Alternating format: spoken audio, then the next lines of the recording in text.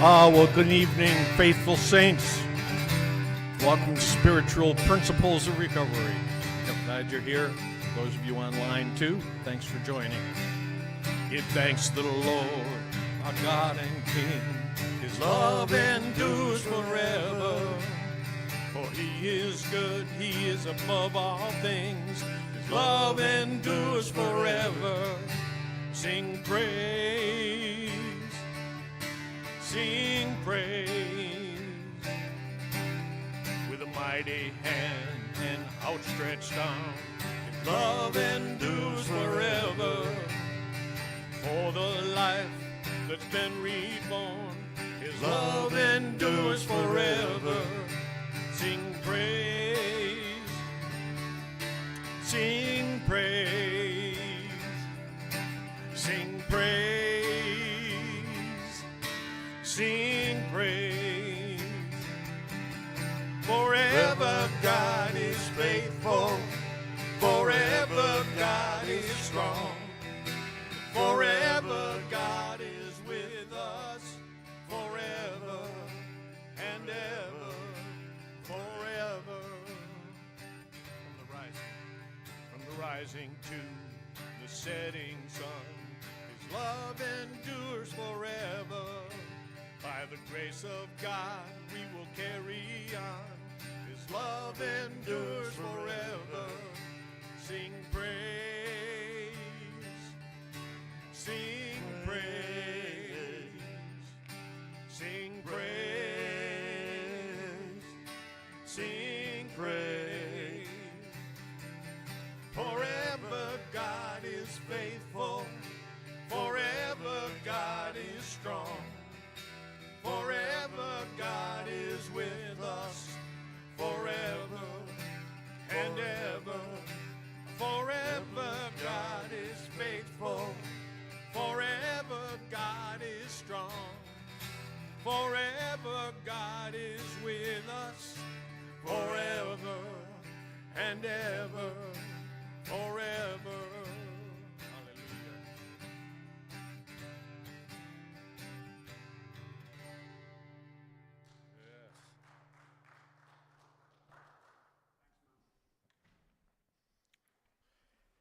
All right. How's everyone doing tonight? Oh, it's good to hear from everyone. Welcome to Spiritual Principles of Recovery. Let's open it up the way we always do. Serenity prayer. God, grant me the serenity to accept the things I cannot change, the courage to change the things I can, and the wisdom to know the difference. Man, isn't that one of the most incredible lines when we sit there and we realize that sometimes we just get too stupid to realize that God can do for us what we can't do for ourselves. Isn't that amazing? Yeah, I know. I feel that way too a lot of times. So here it is tonight. You ready? Did you grow up in a house of cards and you're the one that got discarded? Oh, man. Anybody else relate to that one? Okay, maybe not, and that's okay. But here's the thing. Let's think about that for a minute. What is a house of cards? Because some of y'all too young to even. That's right. You remove one and they all fall, right? It's a structure made out of what? Playing cards. And they're flimsy, right? And they got all kinds of issues and things like that. So again, if you remove just one, everything collapses. Well, a lot of times that's the way it was with a lot of us when we were growing up, right? It seems like that when one thing got a little shaky, the whole house fell down. Now, I know some of y'all can relate to that one, right? And so the thing is that life for a lot of us when we were growing up seemed like it was always shaky, like agitated, like I didn't want to make the wrong move. You know, I feel like if I did, then maybe it'll cause an issue and all those things that kind of happen. Well, the thing that I always noticed for a lot of us is that it seems like when those house of cards fell, we were right in the middle of it. It seemed like it was always on us. It seemed like it was always us, right? But here's the thing. Why is that? Because you see, in most families, they're always looking for the scapegoat. Yeah. So the scapegoat, for me, was me. In other words, I was that black sheep of the family, you know. But hey, that's okay because That's just the way it was. The thing about it is it doesn't always happen in a family. Sometimes it happens in a group. Sometimes it happens in other situations. Sometimes I even seen it happen with football or baseball or whatever it may be. It always happens with something else. But here's the thing. What was a scapegoat? What was that? Y'all know?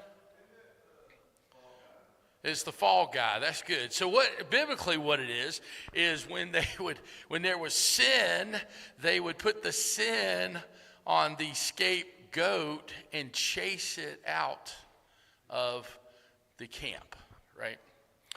And so it kind of works that way also as a black sheep. As a black sheep, it's kind of like that was the one that was culled out, that was not good enough to be a sacrifice, right? And so I began to understand early in life that, wow, maybe, just maybe, I was the problem. And I'm not talking about like we figure out later on, right? I just figured I was always going to be the problem.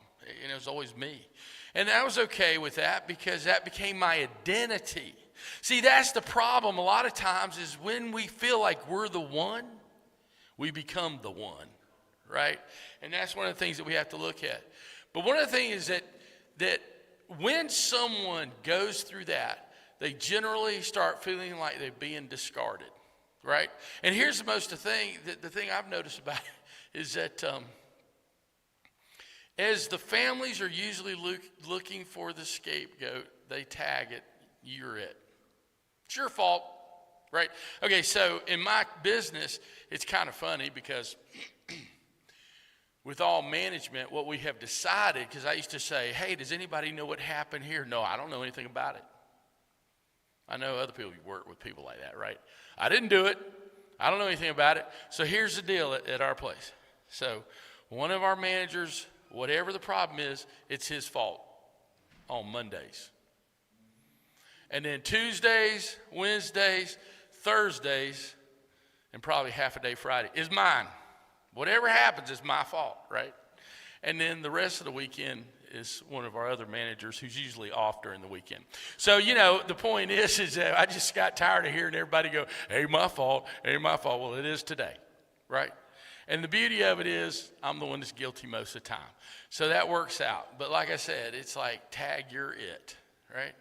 And so it began to make a big difference when we started telling ourselves, I must not be good enough. Maybe it is my fault. And maybe all the problems that are happening is because of me. And the problem with taking on that identity is that we start manifesting that action in our life. It's almost like a prophetic action, right? It's like, well, there's a problem. It's got to be me. Right? And here's the funny part. We believe that here, but out of here, we're defending ourselves the whole time. It wasn't me. I didn't do it. I don't know what you're talking about. I never do anything like that. Why are you always blaming me? But the problem is between the ears. See? But here's one of the things that I've noticed in the last couple of years. I have worked with more people that have felt the feeling of being discarded than I have ever seen. I have a feeling you probably experienced that too. It just seems like there is such this feeling of being discarded their entire life. And so I have to look at that and I begin to say to myself, man, the last couple of generations must have been really screwed up with family dynamics. So then you begin to look at things like fatherless homes, divorce rates higher than long-term marriage rates, out of wedlock children. All those different things begin to make a difference, don't they? And you can sit there and say, well, that's pretty strong, man. It's like you're kind of critical. No, I'm just stating fact, right? Truth is truth. And that ain't even my truth. That's truth. But the thing is that what I generally have found is that most people seem to have the same feelings. And it's amazing. And the biggest thing I see is that they feel a major amount of rejection and abandonment. It doesn't take a lot to begin to feel rejection and abandonment. I can just tell you that right now. Because a lot of times, all someone has to do is that when you're feeling like you don't need to be there or shouldn't be there, or maybe you don't want to be there. And that's a form of rejection, isn't it? And then abandonment. Man, I feel so, I don't know. I guess part of what I'm seeing is so many people have had people walk out of their lives, mother or a father, right? Or maybe it's not just that. Maybe it's someone died in your life. And that's a form of abandonment, right? We have to realize that. That's a form of abandonment. But they also say something else. A lot of times they feel like they're being judged by everyone. It's like whatever they do, they feel like they have to be defensive about it because they're always being judged. And a lot of us, even by God. You get that, right? Y'all know what that is. That's called the plan. See, that's called the plan of the enemy to try to separate you from understanding who God is. So if God's judging you, I can't stand up to that judgment, can you? And I've said it so many times, and it's true. It's like when I was growing up, I kept thinking, man, okay, God, will you let me? No. He was the God of no, right? Can I have some fun? Maybe a little bit? No. You can't have fun. You're in church, right? Isn't that the most ridiculous thing? But it's, I've heard that one before. But here's the thing. We begin to sit there and place ourselves in a position, man, if the world's going to judge me and God's going to judge me, why do I need to continue to do what I'm doing? And guess what happens? We find out that there is a way for us to disconnect, right? And for most of us, that's where our addiction starts. I just don't want to be judged anymore. I don't want to feel the shame. I don't want to feel the guilt. I don't want to feel the rejection. I don't want to feel the abandonment. And I'm sick and tired of people judging me. Because a lot of times what they're really telling me is I'm stupid. They may have said that, they may not have, but the problem is that that's the way I see it, right? And so, like I said, this can be the very catalyst to our addiction itself. I mean, how many in here and how many online, drugs and alcohol and whatever else your addiction was, worked until it didn't? Yeah, 100%, right? 100%. I can guarantee you to some degree, I'm not so sure that alcohol didn't save my life. Right? Because I don't know how I could have gotten through some of the stuff that I got through of. I remember for me, when I was growing up, it was like, I didn't know what was going on. I just knew I was stupid. I really believe there was this chart, and I'm going to use a term that is socially not correct, but it was where I felt at the time. I felt that I was retarded. I felt there, and the reason I'm doing this, I felt there was a line, right? And I was just below the line. And somehow I had to fool everybody and make them think that I was okay, right? The truth was I had learning disabilities. That's the truth. It was a form of dyslexia. I couldn't read. I didn't write real well. So obviously I must not line up. I remember when I was a little kid, they would ridicule me. My friends would ridicule me, and even in the neighborhood. I remember them throwing me in a ditch one time and started throwing dirt clods at me and said, "You're too stupid to get up and defend yourself." It was just that kind of stuff. You're stupid. You're lazy. Reading groups, man, I think that's one of the worst things they can do to kids, but that's okay. They put you in, they don't put you in like the sunshine group. They put you in Group A, Group B, Group C, and Group D for dumb. And I was always in Group D, right? And the thing is that I decided I was going to get better. And I remember going to summer school, and I would literally have a teacher. Every time we'd go through the times tables, she would start crying. And as she would walk off, she would go, "I don't know which one of us is the dumbest, me or you." Believe it or not, that kind of stuff makes a difference in a 9-year-old's head. And you see, there's a lot of things that happen to us in our childhood that make a difference in the way that we live the rest of our lives until we get to a point where we learn we don't have to live like that anymore. I remember the biggest thing one teacher said, she said, I thought I was a good teacher until I had you. That's my greatest failure.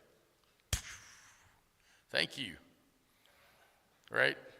As I took a second lap around the 6th grade. Right? And but guess what? I found out about that time that I had some issues that other people didn't have. And I decided I wasn't going to live under that anymore. And I made a difference in my life. And hey, guess what? I skipped the 7th grade. You know, what can I say? Things began to change because I believed that I had a different value in my learning life. You see, the truth was I figured out real quick that I was good at 2 things. I was great at sports, and I was even better at drinking. And I was always told that whatever you do, be the best. And so I tried to be the best at both, right? And so I remember that I was in Clewiston, Florida. I was 15, 16, somewhere right in there. And I lived with my uncle, and he would bet people in the bar that I could drink them under the table. Fantastic deal for an alcoholic, right? We're going to buy all your booze. You just got to drink them under the table. And then he would lie to him and tell him I was 14, right? And so it's like I started realizing I'm good at this. I'm really good at this.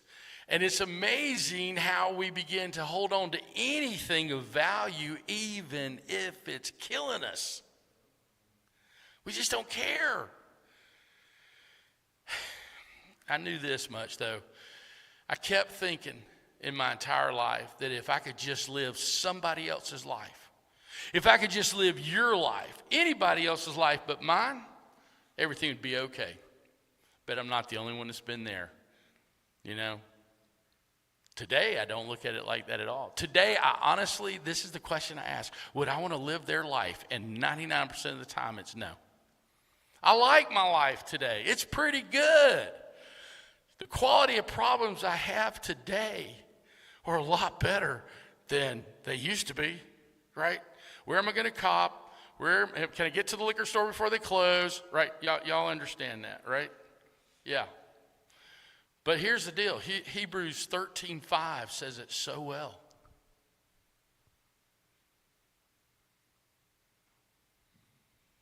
And it says, let your conduct be without covetousness. Be content with such things as you have. For he himself said, I will never leave you nor forsake you. All of a sudden I realized my life ain't so bad. Maybe I need to quit. What's covetous? Grabbing hold of, wanting, right? It's like, desires. It's like, it's like checking somebody out and saying, how you doing, right? And she's with your best friend. You know what I'm saying? We ain't supposed to be living like that. But a lot of times I did. But I don't have to do that anymore. You know why? Because it tells me that if I don't do those things, then what? I'm given a promise right there that he will never leave me nor forsake me. How much better can your life if you know beyond a shadow of a doubt that God's never going to leave you or forsake you? Seriously, my life started looking up real quick. I started realizing this ain't a bad deal. You know what? Maybe God's not a God of no. Maybe, just maybe, God actually likes me. Don't y'all look at me weird. Y'all know you've asked the same question, hadn't you? When we're being discarded, we usually feel one of 2 ways. And the first one is isolation. We just fade away. We become a part of the wall. We fade into the wall, right? Just be quiet. Don't make any noise, and it'll all pass. And that's one way. But the problem with that is you get to the point where you're not willing to stand up for yourself. You're not willing to defend yourself. You're not willing to allow or not allow others to take advantage of you, right? Well, then there's the other side of that coin, which is control. If you ain't isolating and you didn't just fade into the wall, guess what? You front and center. You talking to me, right? I remember literally, I would be so afraid that somebody was going to hit me that I would knock the holy hooey out of them before they could hit me, right? And sometimes it wasn't even provoked. I was just in fear. See, and that's the problem with control. Control is all based on fear. That's the whole thing. You're so afraid that somebody's going to get over on you that you got to get over on them first.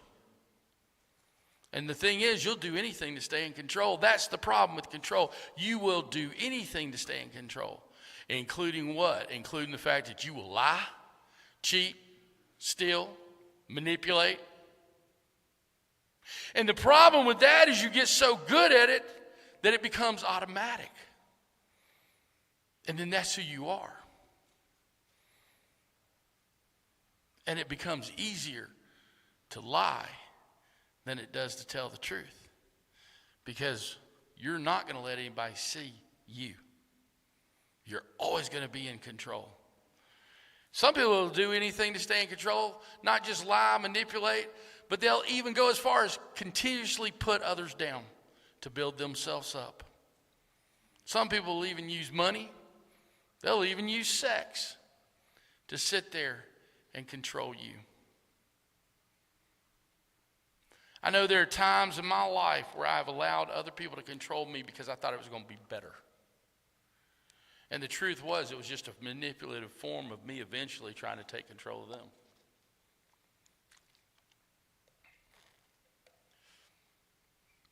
Normally, when we've been discarded, it started as children. That's where you were discarded at. Those grown-ups, if you had a healthy childhood and somebody wants to discard you, you go, hey, whoa, dude, stop. I don't have to put up with that. But if you've gone through it, it's because of something that happened to you in your childhood. And a lot of times it can be something like a parent that despises themselves. Yeah, there are parents out there that actually despise themselves. And the problem with that is that they see issues in their lives in their children. So instead of admitting they got an issue or got a problem, they just go blind. And sometimes you get children that are grown up going as teenagers, they're the coolest parents that ever lived. It's like they just let me do whatever. They were so cool. No. They kept turning a blind eye because they didn't want to deal with it. And then what ends up happening, what? A few years later is you're dealing with the same issues as they are dealing with because nothing changed. Or maybe it's one of those things where a parent has felt that they're not worthy to be a parent. I know that sounds crazy, but there's some folks that don't feel like they're worthy of being a parent. And that's usually because of something that was based in shame or guilt that happened to them, right? Or how about this one? Emotionally unavailable parents and siblings. Hey, believe it or not, there are some people that literally do not have the ability to be able to be emotionally there for you. The big word with that now is narcissistic behavior. And that is true. That's part of what that is. That's why I believe we all have narcissistic behavior. But at any rate, the thing is when you have someone that's emotionally unavailable, whether it's a parent or a sibling, you got to sit there and ask yourself some things like, is there substance abuse in their life? Maybe they were sexually molested or sexually abused. Maybe they were emotionally abused. Maybe they were physically abused. Those are the things that will shut people down emotionally. And one of the reasons that I bring that up is because it actually may give you some grace for where you came from. I think the greatest gift of age is when we're able to look back and go, you know what? Given what they were given, they did the best they could do. They sucked at it, but they did the best they could do. Because here's the most amazing thing. I'm sitting there growing up. I'm sober. Man, I was, 12 years sober when I had my first kid. Well, I got this handled. I'm sober. I've got program. I'm this, that, and the other. I was horrible. I was not the best parent. I did not get Daddy of the Year. Got Mother of the Year a few times, but not Daddy of the Year, And the thing is, it's like I had to come to the realization that we're going to do the best we can do. And I was raised with wonderful parents. I really was. And it did the best. They did a great job, the best they could do. And I, in turn, tried to. But what I found out is we all fall short. Oh, wow. Is that a verse? We all fall short of what? The glory of the Lord? And it also talks about it. Our glory is in our crown, which is our children. So I was set up. Knew I was probably going to end up not being the best. But here's the thing. I will say this much. When I made amends to my oldest son, he looked at me and he said, Dad, I knew you'd always be at home. I knew you'd always be sober. And I knew you wouldn't run around on my mother. He said, I'm good with that. That sounds like a pretty good dad to me. So when I look back and I gave myself some grace, as you need to give yourself some grace, you begin to realize, yeah, I have done the best I can do. And I tried to follow the directions to the best I could. But here's a big one, sibling rivalry. And that's usually in a family where there's not been enough attention or enough love, quite frankly, to go around. And this sometimes is a perception by a brother or sister. It may not be true. They just felt that way. They didn't feel loved for whatever the reason may be. And this sometimes can happen after a major tragedy in a family, right? Or in a family's life. And I sit there and I think about someone that I have worked with in the past where they had a situation where they lost a sister. And the family, to some degree, loving, but emotionally shut down. And because of that, what we see is now contention between siblings. Because for some reason, one doesn't feel like they got what they should have got. Or maybe the other one was, maybe because the sister died, maybe they put all their attention on one. See, isn't that amazing how things happen? How we get this messed up stuff in our heads. There's even a syndrome out there called the CEN syndrome, Childhood Emotional Neglect Syndrome. And usually with syndromes, I kind of go, got another syndrome. Big deal. This one I see. You see, we're starting to get smart enough to recognize this stuff in kids now. We're starting to realize how affected children are, right? It's amazing to me how 15 minutes of selfishness with a child can affect that child's life for the rest of their life. So what does that mean to us? Be careful what you say. Encourage kids. Make sure that you're not putting yourself in front of them. Be willing to do as Christ did. Be willing to be of service to them. Be a parent, but also be willing to serve them. So how do we break out and overcome this cycle and recover from, put it up here, persona non grata?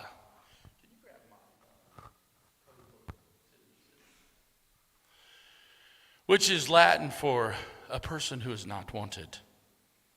So modern day is, they don't want you. They don't care about you, and they don't like you a whole lot. Believe it or not, there are people in families that fit that description. So here's the thing. How do you recover from persona non grata? There's some things that you do.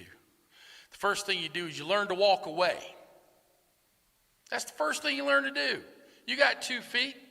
You got a direction. Move. Don't sit it anymore. Sometimes we have to ask Papa himself to help us find the willingness to let go. I'm going to look at something in the Coda book here. And let's see, page 22, just quickie here, says surrendering and letting go doesn't mean that life circumstance will happen the way you want. It means we're better able to accept life as it is and handle problems with a newfound strength from our God. This enables us to experience a growing personal empowerment and relationship in a humble yet truer way. In other words, what does that mean? Simple. It means I can't do it on my own. Only God can with me. That's what that means. It means that everything is not going to be a bunch of roses, rainbows, and unicorns, right? Just because I no longer want to participate in being discarded. It means that I have the ability to move on and begin to structure some things differently, right? Like one of the greatest things, I think, is when we get to have a family of choice. Not the family that we got screwed in, right? So that family of choice is so important. You guys right here, you got a family of choice, don't you? I mean, seriously. Y'all are in a family of choice. This church is a family of choice. Organizations, recovery organizations we may have, we begin to find and put together our family of choice. I remember when I felt like and it was me, it wasn't my family, but I felt like I couldn't go home. I can't tell you how many Christmases and Thanksgiving I spent with my family of choice. And it was awesome. It was awesome. James 4:8 really kind of showed me the way to recovery in this. It says, come close to God, and God will come close to you. Okay. See, I like that because if you try to tell me God's just going to come close to me just because, I don't buy it. Because I always believe there's got to be something for something, right? Just the way I think. Wash your hands, you sinners. Purify your hearts. What does that mean, purify your hearts? Stop living in the past. For your loyalty is divided, man, between God and the world. The world, for a lot of us, is the place that we got discarded at. That's the world, man. You want to live there, or you want to live in God's glory? So you can't live in both. The most miserable place in the world to be is bouncing back and forth between faith and fear. Faith is wonderful. It's just hard to stay there. Fear is easy and miserable. And so would you rather put out a little bit of, I'm willing to do whatever, I'm going to believe whatever because I want to be over here with you, God? Or is it you just kind of get sucked back into fear? You see, we would rather stay in something that's familiar sometimes, even horrible, than to move towards God. That's amazing to me. But how many times have we seen that? But if you're feeling unwanted, neglected, abandoned, and rejected, you're in pretty good company. Because you're in company with Jesus, right? 1 Corinthians 1:28 shows us that. And it says, God chose things despised by the world. I felt like I was despised by the world. Any of y'all ever felt that way? Okay, thank you. Things counted as nothing. I felt like nothing. And used them to bring nothing what the world considered important. You know what that tells me more than anything else? Is that God loves me. And I'm more important to him than people out there that think they're important. You're more important to God than what you think is important. That's why you can't compare yourself to somebody else. God's got a plan, and he wants to bring you in that plan. See, the bottom line was Jesus was the answer for me. You guys can come up. The biggest thing that we have to do is see how Jesus sees us. See, when you begin to understand how he sees you, then you can start trying to believe that you really are who he sees you and who he says you are, right? And so he sees us as individuals. He sees each and every one of you as an individual. What does that mean? It means he cares about your life, not a group of people's lives, your life. What happens to you, where you're going. He sees us with a purpose for our life. Why? Because he knows that we can make a difference in others, right? What does it say in the promises, 9-step promises, right? That we will use what has happened to us to help others. That's a condensed version. But is that not true? Doesn't matter how far down the scale we have gone, right? God can still use us, see?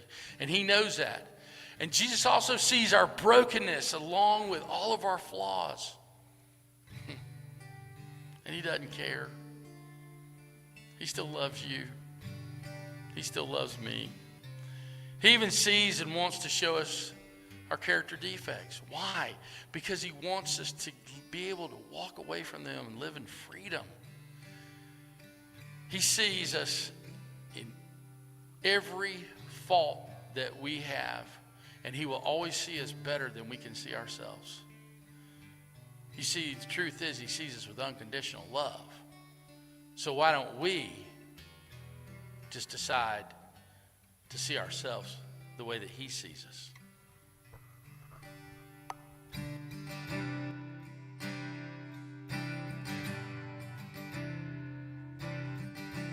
When the music fades, all is stripped away, and I simply come, longing just to bring something that's worth to your heart. I'll bring you more than a song, for a song in itself is not what you have required. You search much deeper within, through the way things appear. I'm looking into your heart. I'm coming back to the heart of worship. And it's all about you. It's all about you, Jesus. I'm sorry, Lord, for the thing I made it. It's all about you. It's all about you, Jesus.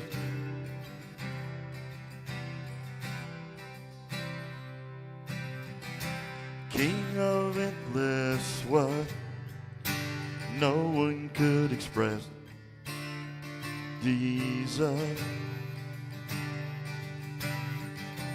Though I'm weak and poor, all I have is yours. Every single breath, I'll bring you more than a song, for a song in itself is not what you have required. You search much deeper within, through the way things appear, looking into my heart.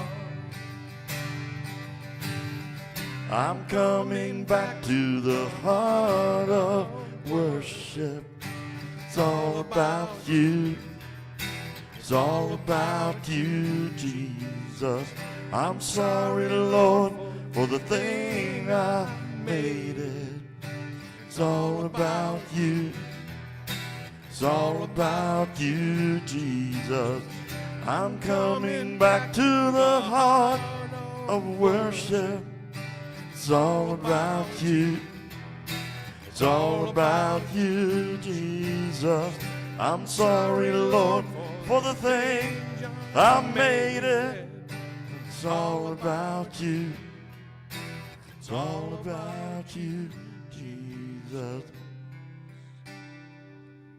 It's all about you. It's all about you, Jesus.